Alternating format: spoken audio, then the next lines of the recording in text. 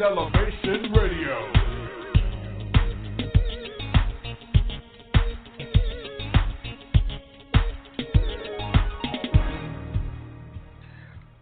God bless you. This is Elevation Radio 1, and I'm your host, Pastor Steve, the Music Man Turner, and we thank you for taking the journey with us. This is the program that spotlights positive people doing positive work while serving a positive God whose name is Jesus, and you should be happy about it. This is a season to be glad. And our subject matter today is, can we hear your confession? Can we hear your confession? That's very important. Oh, my goodness. If 2020 has taught us anything, it is that you can lose the people you rely on the most. Nothing is stable that we put our trust in. Employment is not stable. Institutions are not stable. Movie stars that we've become accustomed to are just leaving here. Right and left, they're not stable.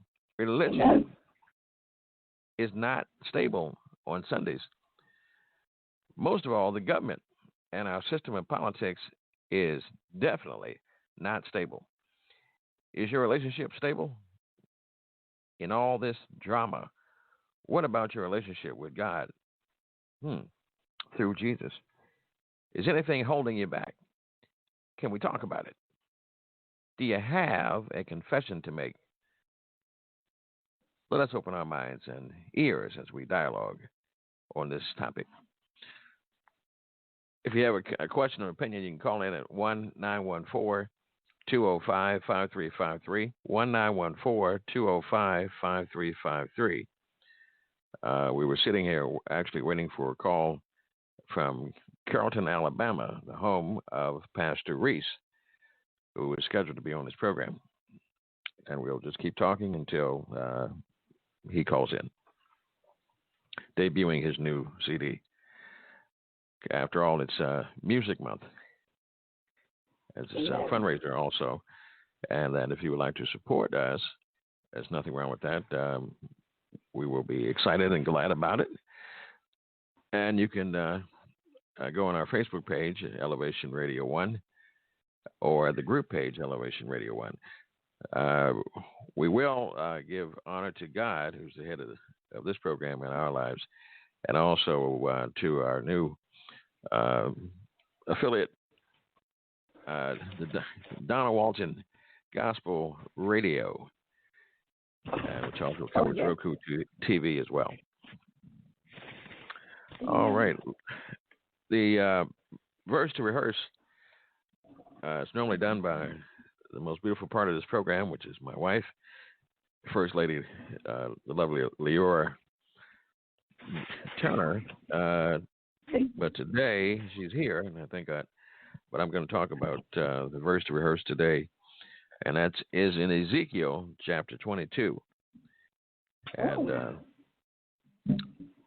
starts with verse 1, and I'll read a couple of verses here. I don't want to offend anyone, but I'm just reading the word, so don't get mad at me, especially those downtown in City Hall. Amen. Verse 1 of Ezekiel chapter 22. Moreover, the word of the Lord came unto me, saying, Now, thou son of man, wilt thou judge the bloody city? Yea, thou shalt show her all her abominations. Then say thou, Thus saith the Lord God, the city sheddeth blood in the midst of it, that her time may come, and maketh idols against herself, to defile herself. Thou art become guilty in thy blood that thou hast shed, and hast defiled thyself in thine idols which thou hast made, and thou hast caused thy days to draw near, and art come even into thy years. Therefore have I made thee a reproach unto the heathen, and a mocking to all countries. Those that be near and those that be far from thee shall mock thee which art infamous and much vexed. Rather heavy. And so while we're waiting on Pastor Reece, this is what God gave me. And what is it? What does it mean to you, Queen? If you don't know, just ask. All right, let's go for the breakdown. All right. Okay. Unless someone else has an opinion at 1914-205-5353. It says, moreover, the word of the Lord came unto me, saying, which means Ezekiel was not really asking for this word. He just was there, and God decided to drop it in on him. God gave him the email. Ezekiel, a prophet of God. Part of being a prophet, there's several types, but one is when you must tell the truth, the whole truth, nothing but the truth. So help you God, because God has given you revelation into people's actions and activities and the secret activities of folks who are doing things that's supposed to be taking care of other folk. Back in those days, it used to be kings and kingdoms. Now it's the government and political leaders. Oh my gosh! And so, okay. Hold on a second. I'm reading a scripture here. It says, so now thou son of man, wilt thou judge the bloody city? And so he's really asking the question of Ezekiel, we're going to allow, these kings or these politicians to actually judge my works, my city, my kingdom, when your hands are dirty and you only worry about yourself, you're only doing things for your own self, for your own glory, and you want to judge and do what I do? I don't think so.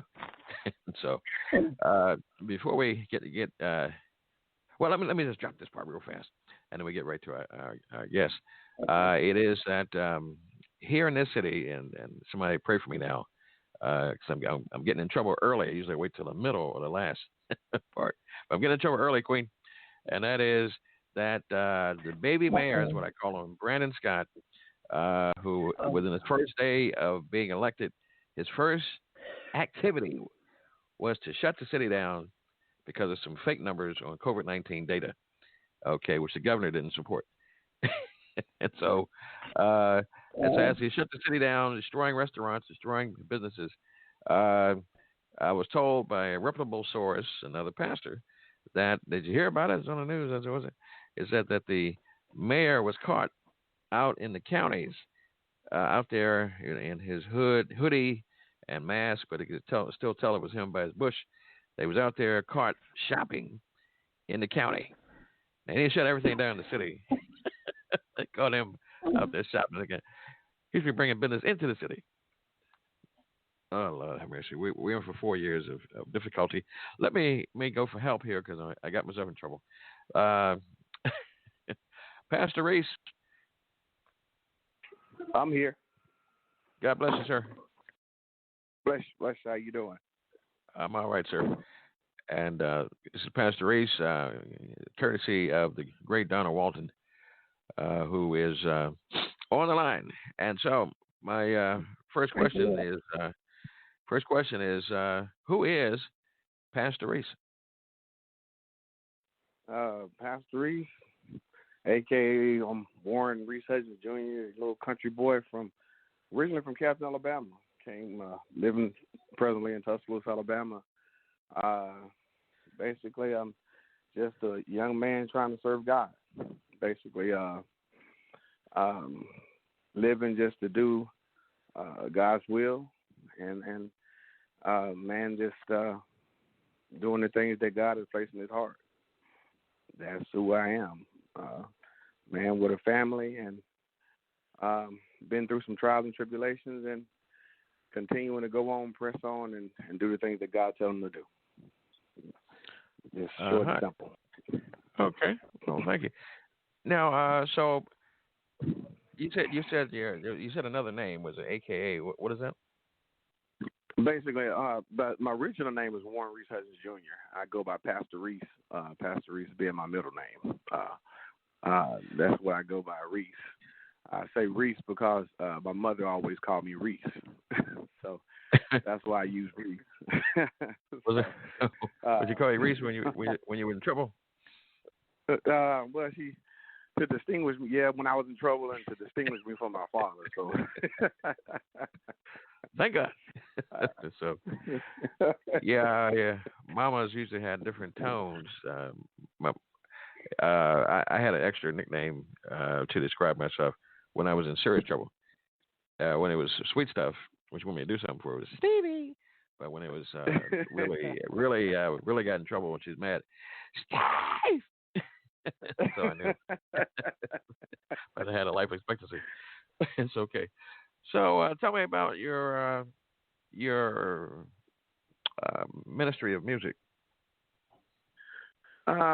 Basically, ministry of music started some years back.